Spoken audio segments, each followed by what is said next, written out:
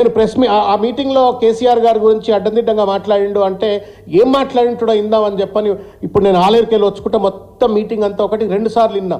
ఎక్కడన్నా పిల్లలను ఉద్బోధించే విధంగా మోటివేట్ చేసే విధంగా మాట్లాడుంటాడా చూద్దాము. ఈ ఒక అద్భుతమైనటువంటి సంఘటన 10వ తరగతి ఫలితాల ప్రకటన ఒక 10వ తరగతి విద్యార్థికి వాడి జీవితంలో ఒక మహోన్నతమైనటువంటి ఆపర్చునిటీ, ఒక కాంటెక్స్ట్. అది వాళ్ళ తల్లిదండ్రులకు ఒక గొప్ప కాంటెక్స్ట్. ఆ కాంటెక్స్ట్లో ఒక ముఖ్యమంత్రి మాట్లాడినప్పుడు ఏం మాట్లాడాలనో నాకంటే ఎక్కువ మీకే తెలుసు. ఎందుకంటే మీడియా మిత్రులకు కావచ్చు, లేకపోతే ఈ కార్యక్రమాన్ని చూసేటువంటి తల్లిదండ్రులు తెలంగాణ సమాజానికి మీకే ఎక్కువ తెలుసు.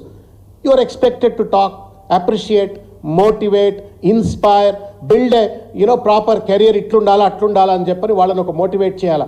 వాళ్ళని మోటివేట్ చేసేటువంటి ఒక పక్కన పెట్టేసి వాళ్ళని ఇన్స్టిగేట్ చేసే విధంగా మొత్తం చిల్లర రాజకీయాలు మాట్లాడి తన చిల్లరతనాన్ని రేవంత్ రెడ్డి మరొక్కసారి బయట పెట్టుకున్నాడు.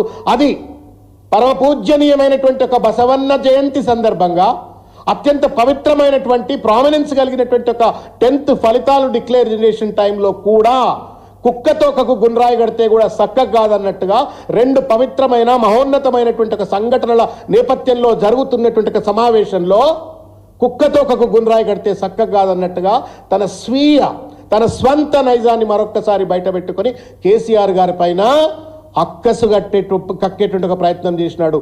ఎవరికి లాభమయ్యా దీనివల్ల? రేవంత్ రెడ్డి గారు ఒక్కసారి ఆత్మవిమర్శ చేసుకోండి.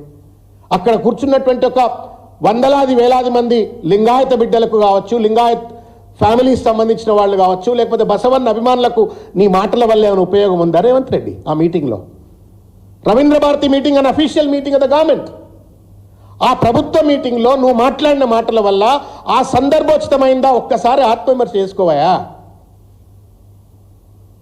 సమయము సందర్భం అని ఉంటుంది. నువ్వు మాట్లాడిన మాటల వల్ల 10th క్లాస్ విద్యార్థులు ఏమైనా ఇన్స్పైర్ అయిపోయి ఉప్పొంగి మేము కూడా పెద్ద పెద్ద నాయకులుగా తీర్చిదిద్దబడాలా, లేకపోతే పెద్ద పెద్ద కెరియర్ బిల్డ్ చేసుకోవాలని చెప్పని ఏమైనా ఇన్స్పైర్ అయినారా? చెప్పండి రేవంత్ రెడ్డి. ఏం మాటలే ఇది?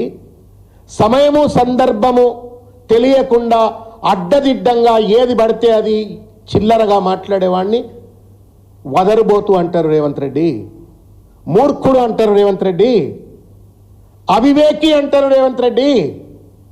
ఈ మాత్రం తెలియకుండా ముఖ్యమంత్రి కుర్చీలో కూర్చొని దర్జాగా కూర్చొని ప్రజలు ఇస్తున్నటువంటి ఒక జీతాన్ని తీసుకొని ప్రజలు ఇస్తున్నటువంటి ఒక డాబును దర్పాన్ని ప్రదర్శిస్తూ ఇవాళ ఒక ప్రభుత్వ కార్యక్రమాన్ని పలుచన చేసేటువంటి ఒక నైతికత నీకెక్కడదయా Revanth Reddy? What kind of chief minister are you? నిన్ను చూసా 10th క్లాస్ పిల్లలు ఏం నేర్చుకోవాలి చెప్పు? బూతులు నేర్చుకోవాలనా? లేకపోతే మాజీ ముఖ్యమంత్రి 14 సంవత్సరాల పాటు సుదీర్ఘమైనటువంటి ఒక త్యాగ నిరతితో పోరాటంతో ఇది కాదు అనుకున్న దాన్ని, అసాధ్యం అనుకున్న దాన్ని సుసాధ్యం చేసి త్యాగాల పునాదుల మీద తెలంగాణ నిర్మించినటువంటి ఒక కేసీఆర్ గారిని 10 సంవత్సరాల పాటు తెలంగాణ రాష్ట్రాన్ని అత్యంత అద్భుతమైనటువంటి రీతిలో అభివృద్ధి పథంలో పెట్టినట్టు ఒక మహానాయకుడిని సమాధి చేస్తా అని చెప్పని తిట్లు మాట్లాడుతుంటే, బూతులు మాట్లాడుతుంటే, అడ్డదిడ్డమైనటువంటి ఒక భాష మాట్లాడుతుంటే అది చూసి 10th క్లాస్ పిల్లలు ఇన్స్పైర్ కావాలనా? I'm really feeling sorry. నేను డాష్ మీద అడిగిన నాతో పాటు వస్తున్న కొలీగ్స్, ఆ డాష్ మీద ఎవరున్నారు రాజరా చూడ్రి అని అంటే ఆ పెద్ద ఆయన వి హనుమంతరావు గారు ఉన్నారు, ఇటు పక్కన బట్టి విక్రమార్క గారు ఉన్నారు, ఆ షట్కర్ గారు కూడా కనబడ్డారు, పొన్నం ప్రభాకర్ గారు కనబడ్డారు. మీరన్నా చెప్పండి ఆయనకు, హనుమంతన్న మీరన్నా చెప్పండి. ఏ డయాస్ మీద ఏం మాట్లాడినో తెలవని సోయిలేని సన్నాసి ముఖ్యమంత్రి అయితే ఈ రాష్ట్రానికి what kind of inspiration that you are giving to the students of 10th class? ఏం చెప్పదలుచుకున్నావు తెలంగాణ సమాజానికి, తెలంగాణ విద్యార్థులకు ఏం చెప్పదలుచుకున్నావు? భవిష్యత్తులో వాళ్ళు కూడా రేవంత్ రెడ్డిలకు రియల్ ఎస్టేట్ దందాలు చేసి బ్రోకర్గిరి చేసి ముఖ్యమంత్రులు అయిపోయి ప్రతిపక్ష పార్టీ నాయకులను చచ్చిపోవాలా? అదే రవీంద్ర భారతిలో మొన్న ఏం మాట్లాడిండో మీకు కూడా తెలుసు. అదే రవీంద్ర భారతి వేదిక మీద స్టేచర్ అంటున్న పెద్ద మనుషులు స్ట్రెచర్ మీదకి పంపిస్తాను మాట్లాడిండు. ఇవాళేమంటాడు? 10 సంవత్సరాలు అంటే ఈయనే ముఖ్యమంత్రి ఉంటాడట. ఏమన్నా బంక కొనుక్కొచ్చుకొని రాసుకున్నావా ఆ కుర్చీకి? ఏమన్నా జపాన్కి పోయి ఏమైనా బంక తెచ్చుకున్నావా రేవంత్ రెడ్డి?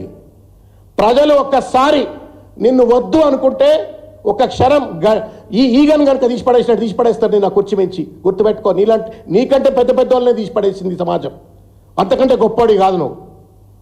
10 ఏళ్ళు నేనే ఉంటా, కేసీఆర్ గారు ఫామ్ హౌస్లో శాశ్వతంగా సమాధి అవుతాడని చెప్పి అని మాట్లాడుతా ఉన్నావు. తండ్రి లాంటి పెద్ద మనిషి ఈ తెలంగాణకు పెద్ద ఆయన, తెలంగాణ రాష్ట్రాన్ని పట్టుకొచ్చినటువంటి ఒక తెలంగాణ ప్రదాత, తెలంగాణ అభివృద్ధి ప్రదాత ఆయనను పట్టుకొని నువ్వు ఇష్టం వచ్చినట్టుగా శాశ్వత సమాధానం మాట్లాడుతావు.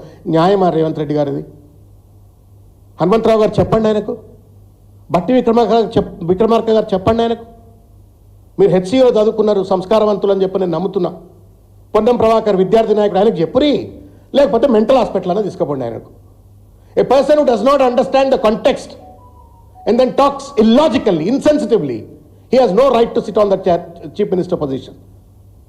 చిల్లర మల్లరగా మాట్లాడుతున్నాడు, సిగ్గు ఎగ్గులేదు. బస్సులట ఆయన ఇవ్వమని చెప్పిండట.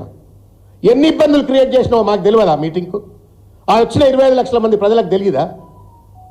పోలీసులు అడ్డుపెట్టి లాఠీ చార్జీలు చేసి డైవర్షన్ చేసి బస్సులు ఇవ్వనివ్వకుండా రకరకాల ఇబ్బందులు పెట్టి నేను మీటింగ్ కోఆపరేట్ చేసిన అని చెప్పని పచ్చి అబద్ధాలు ఆడుతున్నటువంటి ఒక రేవంత్ రెడ్డి, ఇంతకంటే దుర్మార్గం ఇంకొకటి లేదు అని చెప్పని ఈ సందర్భంగా నేను తెలియజేస్తా ఉన్నాను.